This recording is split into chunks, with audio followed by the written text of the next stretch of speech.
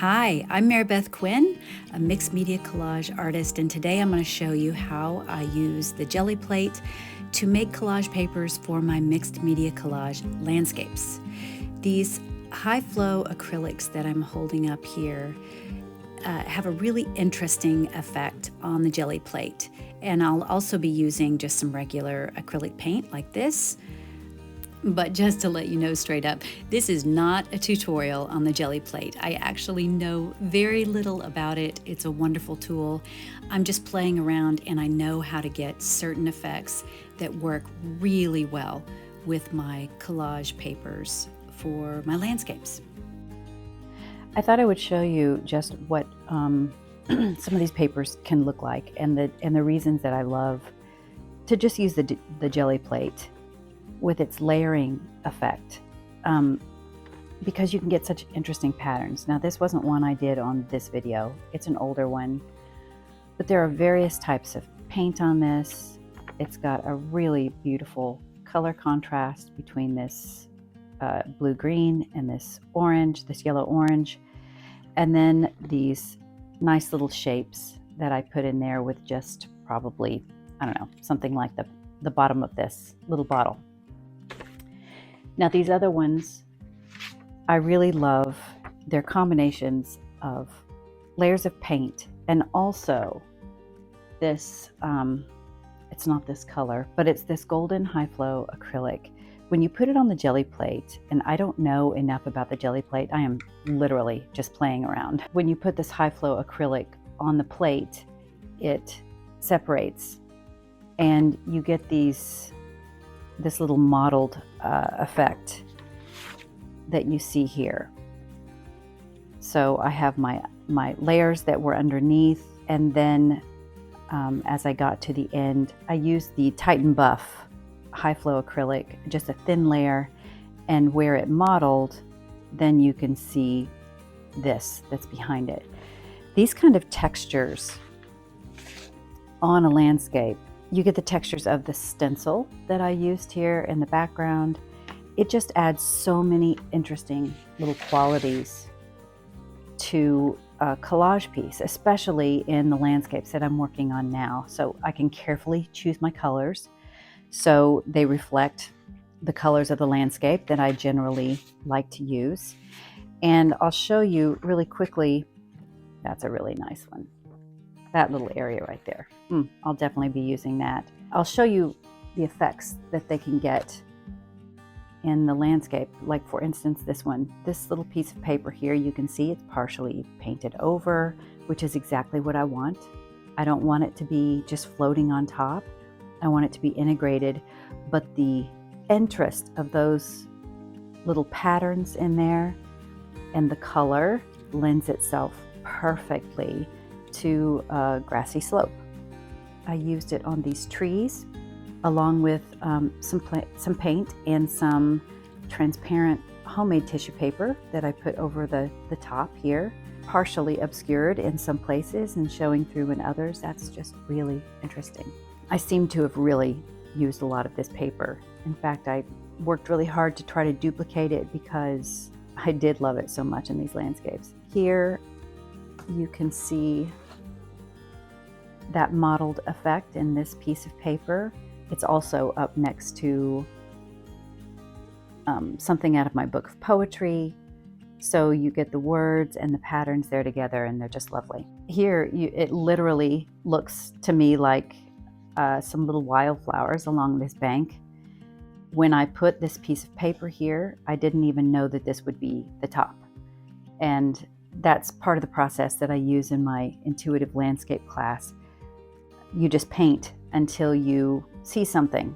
And so who knows, when I put it on here, it could have been in this placement, and I was just randomly placing it along with this piece of collage. And then somewhere along the process, I saw this little waterway here. It didn't have this blue paper, but it had this little through line, and it just lended itself perfectly. And of course, now it was intuitively placed. It fulfills its role perfectly with these little mottled areas that look like flowers. So I'll show you just a few of the things that you need to get started here. It's just the little bag that I keep my Gelli Plate materials in, so they're all there together when I'm ready to get started. You'll just need one of these little brayer rollers. Mine has something all over it. Something got stuck to it. But anyway, I just got this on Amazon. And then some sort of paper, it doesn't matter. It's more, if you're going to use this for landscape collage, then it's more what type of paper do you want that to be.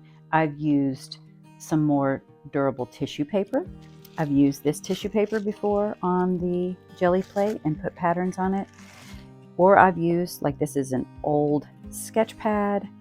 I've used all different kinds of paper, just throwaway paper, like the paper that they pack into boxes when they ship it. And then you'll need a Gelli Plate.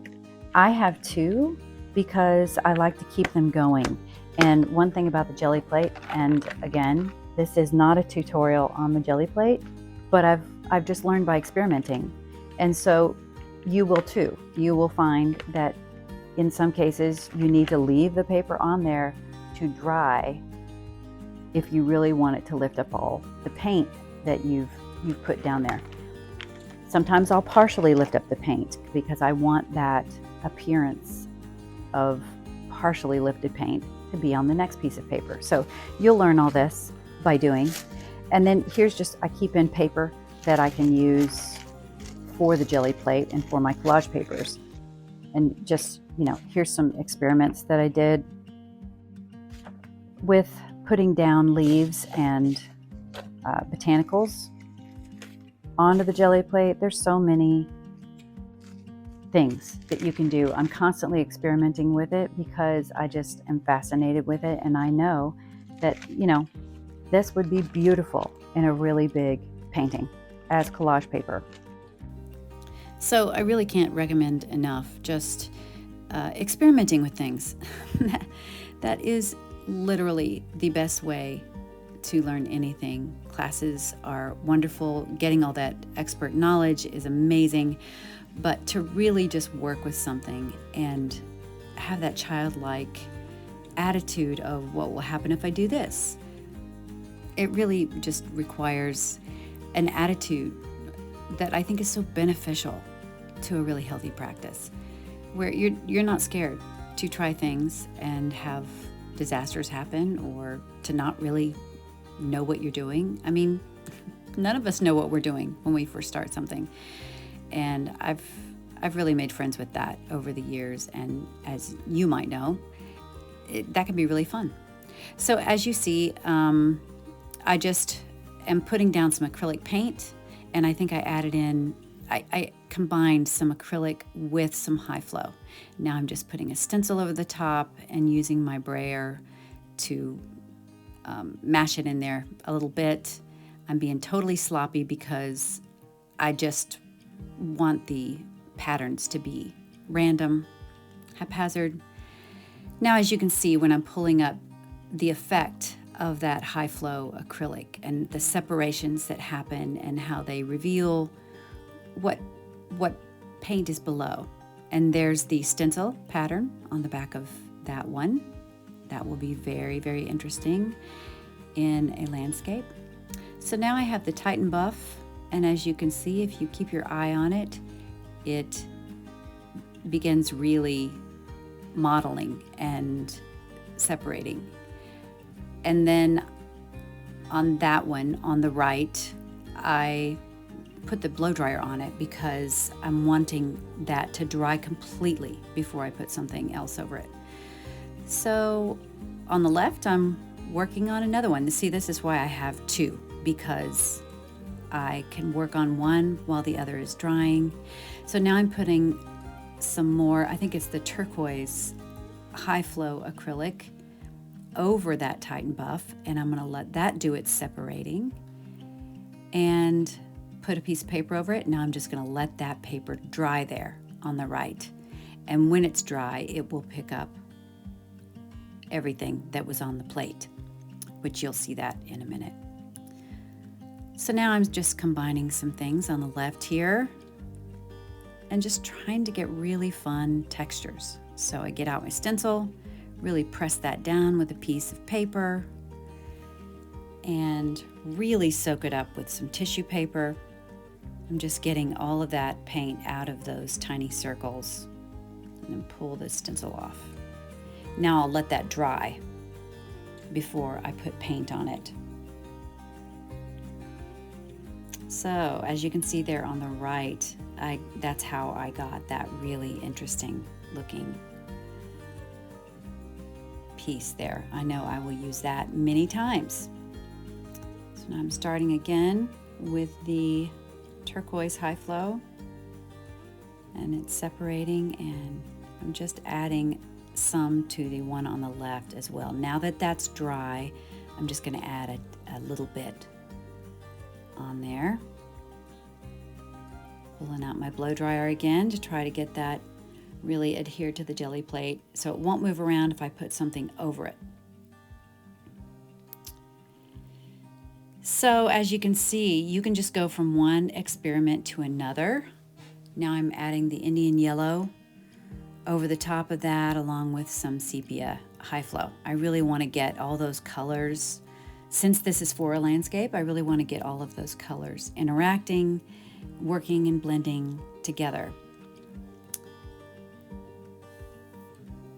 So that is going to make, right there on the right, that's going to make a really interesting paper. And I'm just using my blow dryer to try to help them along, help them really dry. So now you can see why all those layers really add to what you're seeing there. And the partial paint that's left on being pulled off with it, this is why I love the Gelli plate. It just creates things that you couldn't do with just paint and a paintbrush alone. So here's all the different papers so you can see them up close. There's just such variety in these. And here's the one where I use the stencil with all of the little circles. So much fun. So much fun, so much variation. It really does fill out the landscape just perfectly. I'm so happy with the papers that I make on the Gelli plate. They're not works of art by themselves at all. I'm making them to be torn up and to be placed on these collage, mixed media collage landscapes. And they really do the job so nicely. Now this pattern right here was made with this stencil. You could probably see it in the video, but it's going to look really nice on a landscape as well. They add such an interesting backdrop to what's happening there. Here you can see some papers, little patterned papers back here. And then I eventually wound up, going over with a tempera paint stick. That's what this is. Water-soluble crayon, the Caran d'Ache crayon. And it just incorporates itself into this little symphony of patterns and colors and things going on there. So I hope you give it a try and just let me know how it goes for you. I would love to hear how you're using it. And don't be afraid of the Gelli plate. It is a learning curve. It's a huge learning curve. But this is a really fun piece of your art practice, is just to experiment fearlessly. These, like I say, these are not works of art. They're experiments that I'm going to probably use every piece of eventually. And so just use it for your purpose and get out of it what you need. And if you'd like to learn more about this loose and free approach to mixed media collage landscape, I invite you to come join me in my class, Mixed Media Collage and the Intuitive Landscape. You can find the link to more information about it in the description below. And as always, I so appreciate you watching my videos and love to hear about your experiences in the comments.